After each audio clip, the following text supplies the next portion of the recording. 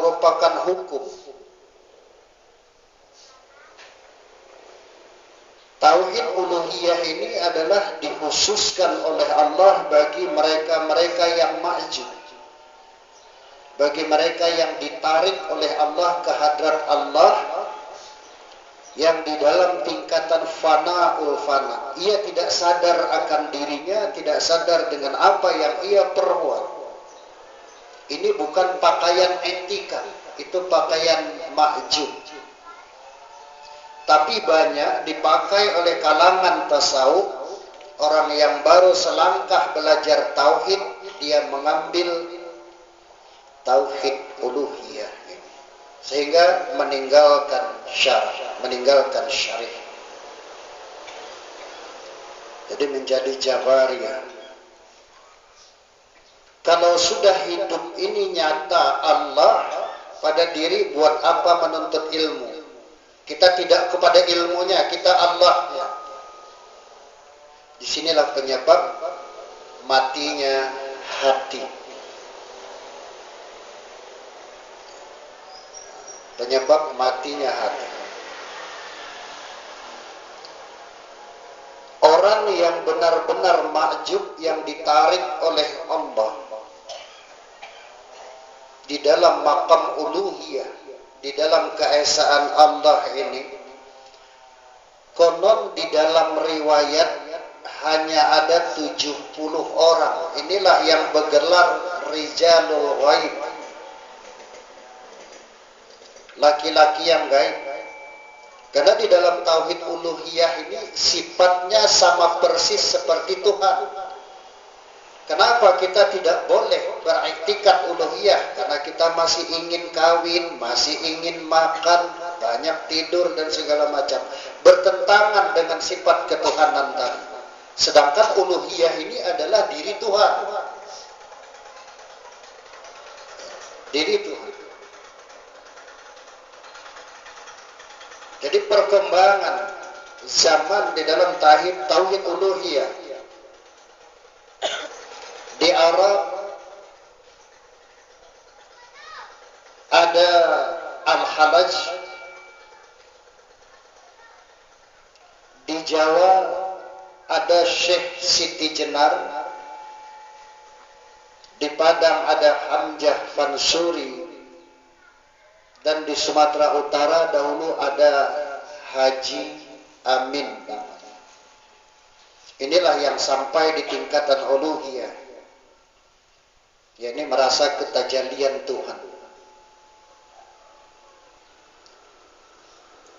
Ini tidak dicontohkan oleh Rasulullah sallallahu alaihi wasallam.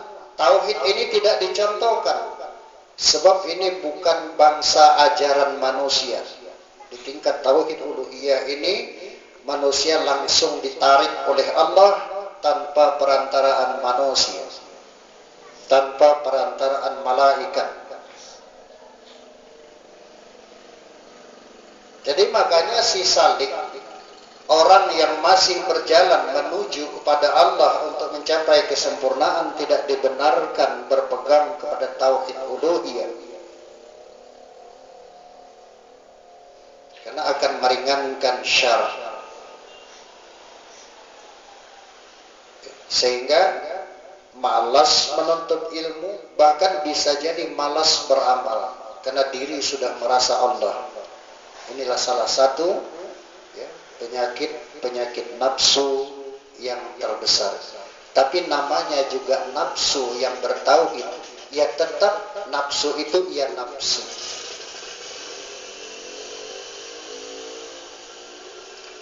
Yang kedua, tauhid ubudiyah. Dan di tingkat tauhid ubudiyah ini cenderung kepada fasik. Kalau tadi yang pertama cenderung kepada jindik, saya tidak mengatakan mutlak jindik ya, cenderung. Dan tauhid ubudiyah cenderung kepada fasik. Inilah yang dimaksudkan para ulama-ulama bersyariat tidak berhakikat fasik, berhakikat tidak bersyariat jindik. Jadi yang benar itu adalah syariat yang berhakikat dan hakikat yang bersyariat. Sampai-sampai Imam Al-Junaid mengatakan, ajaran kami itu syariat yang diapit oleh hakikat, hakikat yang dilaksanakan oleh syariat.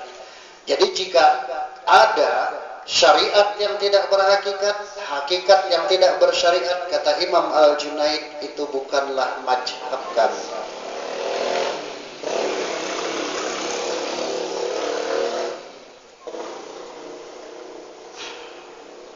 Kenapa tauhid ubudiyah ini dikatakan cenderung kepada fasik? Karena tujuan ibadah adalah surga. Takutnya kepada Allah bukan kepada Allahnya, tapi kepada azabnya, yakni kepada neraka. Jadi seandainya Allah tidak menyediakan surga dan neraka, maka hilang ketakutan.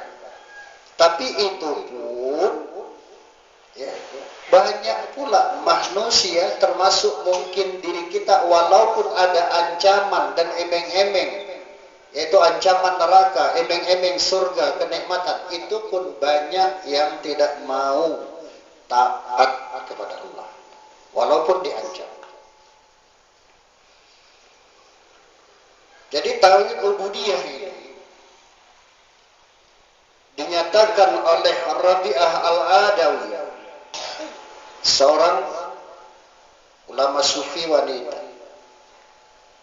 Beliau berkata,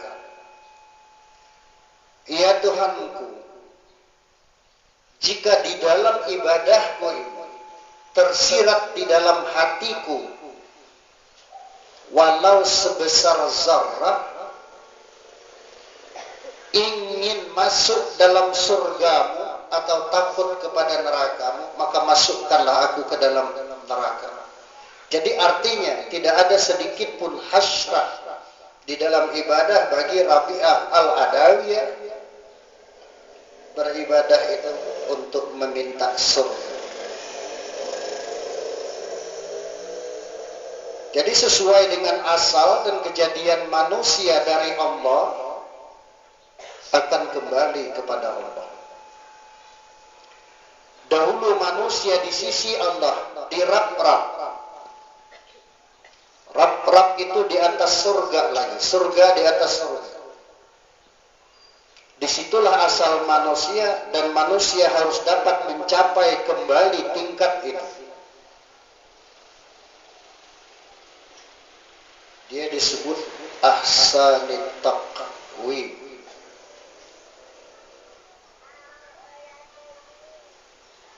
Bapak Ibu yang dirahmati Allah, penyelidikan para ulama di dalam 3 kategori tauhid tadi. Jadi 2 ini dilarang bagi murid-murid tasawuf.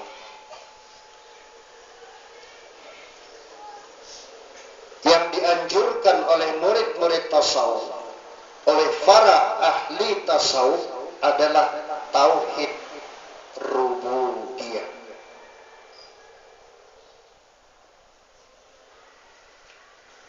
Jadi tauhid rububiyah ini sesuai dengan ajaran Rasulullah sallallahu alaihi wasallam dan sesuai pula dengan akhlak Rasulullah sallallahu alaihi wasallam dalam kehidupan sehari-hari, di mana Rasulullah sallallahu alaihi wasallam menerangkan kepada Jabir, kepada para sahabat yang lain, mula-mula yang diciptakan oleh Allah itu ialah nur nabimu. Inilah yang dimaksudkan oleh Allah, qad ja'akumul haqqu mir rabbikum. Telah datang nur yang hak dari Tuhan. Jadi 5 peringkat kematian tadi maksudnya bukan mati hissi, tapi kematian hati kita